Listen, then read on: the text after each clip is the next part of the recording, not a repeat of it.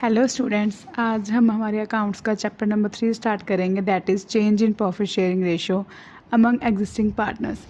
सो सबसे पहले क्वेश्चन आता है कि जो पार्टनर्स हैं वो रेशियो को चेंज क्यों करते हैं। कई बार क्या होता है, जैसे 3 पार्टनर्स हैं, उनमें से 2 पार्टनर्स तो एग्री हो गए बिजनेस को एक्सपेंड करने के लिए, नई कैपिटल लगाने के लिए, लेकिन एक पार्टनर जो है वो एग्री नहीं हो रहा, उसके पास पैसे नहीं है एडिशनल कैपिटल लगाने के लिए। तो क्या होगा, वो इस सिचुएशन से डील करने के लिए पुराने एग्रीमेंट को ख़त्म कर देंगे और एक नया एग्रीमेंट बनाएंगे, जिस वजह से वो अपनी पुरानी रेशो को ख़त्म करके नई रेशो बना देंगे। सबसे पहले मीनिंग जानते हैं change in profit sharing ratio का। It is a situation when existing agreement comes to an end and a new agreement comes into existence between partners. It is called reconstitution of firm and leads to change in profit sharing ratio among partners. So guys,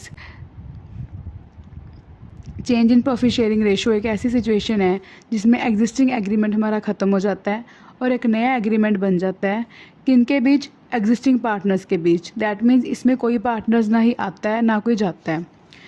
it is called reconstitution of firm. और इससे क्या होगा, सबसे first situation, change in profit sharing ratio among partners. जो partners exist कर रहे हैं उनकी रेशो चेंज होगी। रेशो चेंज होने में क्या होगा, किसी पार्टनर का शेयर कम होगा तो किसी पार्टनर का शेयर है जो बढ़ जाएगा। Partner whose share will increase, that is known as gainer, and partners whose share will decrease, that is known as sacrificer. तो इसमें अगर हमने सेक्रीफाइस शेयर निकालना है तो उसको हम कैसे निकालेंगे, old share minus new share. तो हमारा ये फॉर्मूला क्यों बना, क्योंकि ओल्ड शेयर जो होगा पार्टनर का वो ज़्यादा होगा, और जब रेशो चेंज होगी, जो पार्टनर सेक्रीफाइस करेगा अपना शेयर तो उसका शेयर कम हो जाएगा, जो न्यू शेयर है वो कम होगा और दूसरे का बढ़ जाएगा। अगर आंसर हमारा पॉजिटिव आ रहा है तो पार्टनर सेक्रीफाइसर होगा, अगर आंसर नेगेटिव आ रहा है तो हमारा पार्टनर क्या होगा, गेनर होगा। और अगर आंसर 0 आ रहा है तो पार्टनर ना ही सेक्रीफाइसर होगा ना ही गेनर होगा। दैट मीन्स उसका जो शेयर है वो पहले भी सेम था और अब भी सेम है। तो हम फर्स्ट सिचुएशन पढ़ते हैं। Let us suppose A and B 2 partners हैं, उनकी रेशो है 2:1। ये उनकी ओल्ड रेशो है। अब उन्होंने डिसाइड किया रेशो चेंज की, अब उनकी रेशो इक्वल होगी फ्यूचर में। हमने ऊपर पढ़ा है सेक्रीफाइस शेयर हम कैसे निकालते हैं, old share minus new share. इसमें अगर हम सेक्रीफाइस शेयर निकालेंगे ए का तो कैसे निकालेंगे, old share of A minus new share of A. Old share कितना है ए का, 2/3। न्यू शेयर कितना है ए का, 1/2। 2/3 माइनस 1/2। इसमें हमारा बेस इक्वल नहीं है तो बेस को इक्वल करने के लिए हम क्या लेंगे, एलसीएम। 3 और 2 का एलसीएम क्या आएगा, 6। अब 4 माइनस 3 इक्वल्स टू 1/6। जो ए है इसका आंसर पॉजिटिव आ रहा है, that means A is sacrificer. Same हम बी का निकालेंगे, old share minus new share. Old share कितना है, 1/3। बी का न्यू शेयर कितना है, 1/2।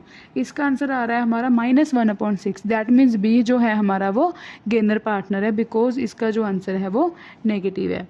अब केस नंबर 2, इसमें क्या होगा, हम 3 पार्टनर्स को अज्यूम कर रहे हैं, तीनों की रेशो गिवन है 5:3:2, और जो Z पार्टनर है वो 1/5 शेयर एक्वायर कर रहा है X से। दैट मीन्स Y का शेयर पहले भी सेम था, अब भी सेम है। अब इस सिचुएशन में X का शेयर कम होगा और सिर्फ Z का शेयर बढ़ेगा। X कितना सेक्रीफाइस कर रहा है, 1/5। तो जितना X सेक्रीफाइस करेगा उतना ही Z गेन करेगा, तो Z गेन कितना करेगा, 1/5।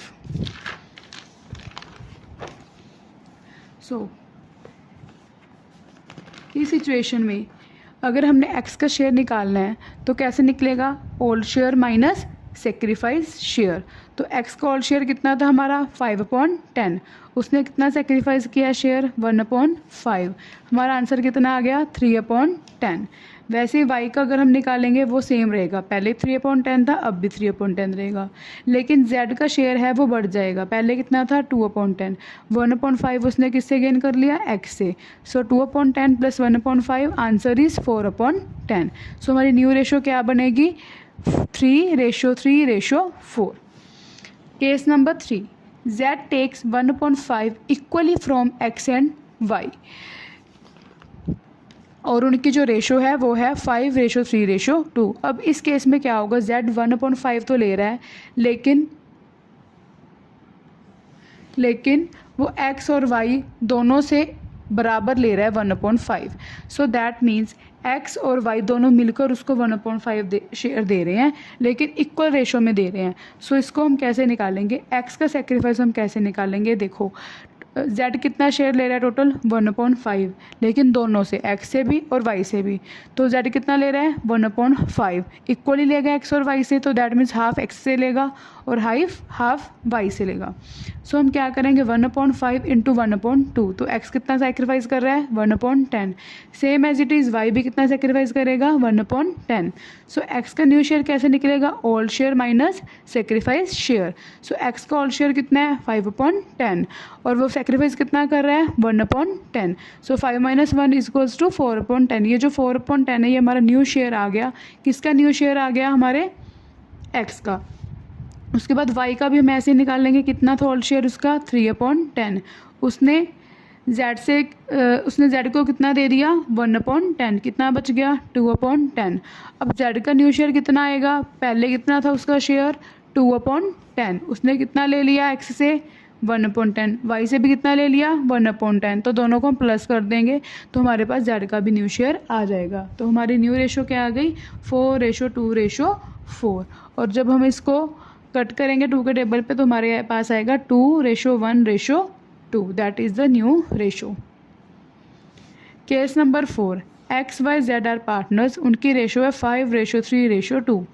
z takes 1/5 share of x and 1/6 share of y। तो इसमें क्या हो गया, जो z है वो 1/5 शेयर ले रहा है x से और 1/6 शेयर किससे ले रहा है y से। इसमें बीच में हमारे पास ऑफ वर्ड आया है। सो दैट मीन्स हमें सबसे पहले ये निकालना पड़ेगा कि x अपना कितना शेयर सेक्रीफाइस कर रहा है और y कितना शेयर सेक्रीफाइस कर रहा है। सो 1/5 शेयर ऑफ x का मतलब है कि जो x का शेयर है उसका 1/5 z ले रहा है। तो हम कैसे निकालेंगे, x का शेयर कितना है 5/10 और वो z को कितना दे रहा है अपने शेयर का 1/5, तो कितना शेयर x सेक्रीफाइस कर रहा है 5/50। ऐसे ही y का आ जाएगा, y का ओल्ड कितना शेयर है 3/10 और वो z को कितना दे रहा है अपने शेयर का 1/6, तो हमारे पास आंसर कितना आएगा 3/60। सो x का न्यू शेयर कैसे निकलेगा, old share minus sacrifice share. So old share कितना है x का 5/10 और उसने सेक्रीफाइस कितना कर दिया 5/50। सो एलसीएम लेंगे, एलसीएम के बाद हमारे पास क्या आएगा 25 - 5 20 और नीचे 50। इसको हमने कट किया, हमारे पास बचा 4/10। ऐसे हमने y का निकाल लिया, old share minus sacrifice share, हमारे पास y का आ गया 15/60। एज द सेम हमने z का निकालना है। अब z का क्या करेंगे, z is a gainer, so old share plus gain share. किसका गेन किया उसने, x से भी गेन किया है और y से भी गेन किया है। z का कितना शेयर था पुराना 2/10, उसने x से कितना ले लिया 5/50, y से कितना ले लिया 3/60। दोनों को मिला के कितना शेयर बन गया अब उसका 105/300। जब हम इसको कट करेंगे तो हमारे पास आएगा आंसर 21/60। अब हमारे पास y के डिनोमिनेटर में भी 60 है, z के डिनोमिनेटर में भी 60 है, लेकिन x के डिनोमिनेटर में सिर्फ हमारे पास 10 है, तो हम उसके डिनोमिनेटर को भी 60 के इक्वल करेंगे। तो हम डिनोमिनेटर और डिनोमिनेटर दोनों को 6 से मल्टीप्लाई कर देंगे, हमारे पास आंसर आएगा 24/60। So new ratio is 24:15:21। इसको कट करके हमारे पास आंसर आया 8:5:7। सो स्टूडेंट्स आज के लिए इतना ही, बाकी का टॉपिक हम हमारी कल की वीडियो में कंटिन्यू करेंगे। कल मैं 1:30 PM तक अपनी नेक्स्ट वीडियो अपलोड कर दूंगी ताकि आप नेक्स्ट टॉपिक उसमें से इजीली क्लियर कर सकें। मैंने आप लोगों के लिए फुल अकाउंटेंसी, बिजनेस स्टडीज़ और इकोनॉमिक्स के ऐसे ही अपने आप हैंड रिटन नोट्स बनाए हुए हैं ताकि आप लोगों की हेल्प हो सके, आप लोग अच्छे से पढ़ सकें और अच्छे मार्क्स गेन कर सकें। सो अगर आपको मेरी वीडियो पसंद आई हो तो मेरे चैनल को सब्सक्राइब कर देना, लाइक कर देना और एक अच्छा सा कमेंट दे देना। Thank you.